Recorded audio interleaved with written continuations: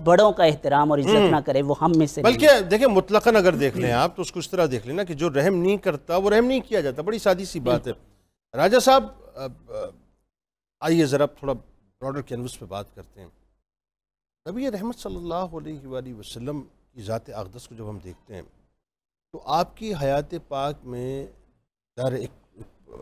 ہمیں نظر آتا ہے کہ جتنی تکالیف آئی ہیں لیکن ان تمام تر تکالیف کے باوجود آپ نے ہمیشہ رحمت کا می برسایا، ہمیشہ امن کی بات کی، ہمیشہ سلامتی کی بات کی۔ یہی وجہ ہے کہ چاہے بڑے بڑے مستشرقین کی اگر آپ بات کریں تو وہ بھی سر جھکائے کھڑے ہوئے ہیں کہ جی مطلب اس بارگاہ کے اندر جو ہم کلام نہیں کر سکتے کیونکہ یہاں تو معاملہ کچھ اور ہے۔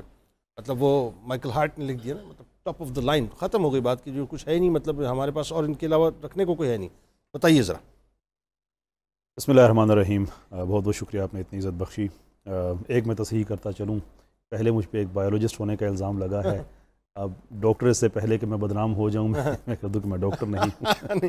نہیں وہ ہم نے بتا دیا آپ ڈاکٹر نہیں ہیں۔ بہت بہت شکریہ آپ کا۔ دیکھیے جو سب سے فیسنیٹنگ بات ہے کہ 23 سال کا عرصہ ہے جس میں ایک سویلائزیشن کھڑی ہوتی ہے، جو اس سے پہلے کبھی تاریخ میں ہوا نہ اس سے بعد ہوا، اور 23 سال بھی ہم کہتے ہیں کہ جو مجموعی طور پہ جو پروفیٹک انٹرپرائز ہے، حالانکہ حقیقت یہ ہے کہ اس 23 سال میں 13 سال تو صرف ظلم و جبر سہنے کے ہے، جو اصل میں سسٹم کی اسٹیبلشمنٹ کا ٹائم ہے وہ تو 10 سال کا ہے۔ تو 10 سال کے اندر ایک سویلائزیشن ایسی کھڑی ہونا جو رحمت پہ کھڑی ہوئی ہے، اس میں اگر جنگ بھی کی گئی ہے تو قرآن کے واضح احکام ہے کہ تم لڑو ان سے جو تم سے لڑتے ہیں، یعنی کہ پہلی بات کہ تمہیں اجازت دی گئی ہے تم ہجرت کر لو، یعنی کہ ہر طرح سے تم ایوائڈ کرو اس معاملے کو جس کے اندر وائلنس آتا ہے یا کوئی جنگ و جدل کی صورتحال پیدا ہوتی ہے، لیکن ہجرت کے بعد بھی اگر یہ نہیں چھوڑتے ہیں تو اس کے بعد پھر اجازت ہے، اس کے بعد پھر اب حکم ہے۔ حکم اس لیے ہے کہ تم اس مشکل سے گزرو گے تو سوسائٹی کے اندر امن آئے گا بعد میں تمہاری اس جد و جہد سے، یعنی کہ جنگ بھی اس لیے نہیں کرنی ہے کہ تمہاری، اللہ تعالیٰ تو کہتے ہیں کہ حد سے گزرنے والوں کو پسند نہیں کرتا، اور یہ جہاد کے لیے ہے کہ حد سے نہ گزرنا۔ حد تمہاری یہ ہے کہ تم نے ایک ایسا پرامن معاشرہ قائم کرنا ہے جس کی بنیاد عدل پہ ہوگی، انصاف پہ ہوگی، محبت پہ ہوگی، جو لوگ اس کو وائلیٹ کرنا چاہتے ہیں تم نے اس کو روکنا ہے۔ بالکل ٹھیک۔ دیکھیں انسان کی زندگی میں مشکلیں اور سہولتیں، یہ ایک توازن چلتا رہتا ہے، کبھی مشکل زیادہ ہوتی ہے، کبھی سہولت زیادہ ہوتی ہے، اور ادوار 3 ہی ہیں۔ بالکل ایسے کہ وہ دور ہوتا ہے جس میں مشکل زیادہ ہوگی، سہولت کم ہوگی، وہ دور ہوگا جس میں دونوں ایک دوسرے کے بیلنس کرنا شروع کر دیں گی، اور وہ دور آئے گا جب سہولت بڑھ جائے گی اور مشکل کم ہو جائے گی۔ بالکل ایسے ہجرت سے پہلے کا دور وہ دور ہے جب مشکل زیادہ تھی، سہولت کم تھی۔ ہجرت کے بعد پھر آہستہ آہستہ سہولتیں اور مشکلیں برابر ہونا شروع ہوئی، اور فتح مکہ کے بعد سہولت بڑھ گئی، بالکل ٹھیک، اور مشکلیں کم ہوئیں۔ بالکل ٹھیک، واہ۔ اصل جو امتحان ہے وہ ہے کہ جب آپ اس مقام پہ چلے جاتے ہیں مشکلات سے گزرنے کے بعد کہ سہولت بڑھ گئی اور آپ ان لوگوں کو فیس کر رہے ہیں جنہوں نے مشکلیں آپ کو دی تھیں، کیا اچھی بات، اب آپ کیا کریں گے ان کے ساتھ؟ تو فتح مکہ جو ہے وہ مطلب ہمارے لیے تاریخی واقعہ، ایک پیج پہ ہم پڑھ کے آگے گزر جاتے ہیں۔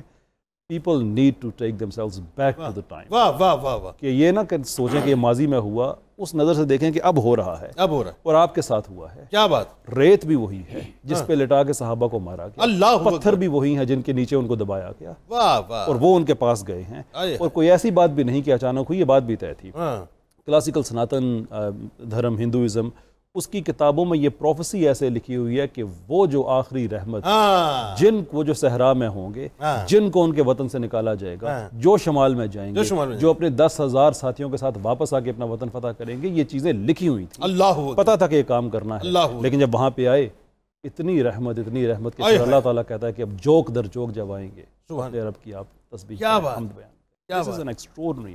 کیا خوبصورت، کیا خوبصورت گفتگو ہے ناظرین۔ اور اس پہ میں آپ سے عرض کروں کہ دیکھیں ابھی تو ابتدا ظاہر گفتگو کی ہو چکی ہے اور بات ابھی بہت آگے تک جانی ہے، لیکن ایک جملہ میں یہاں پر تمام دیکھنے سننے والوں کو عرض کرنا چاہتا ہوں، اور لوٹنے کے بعد آپ کو بڑا کمال سا ایک کلام بھی انشاءاللہ سنوائیں گے، میرا بڑا پسندیدہ کلام۔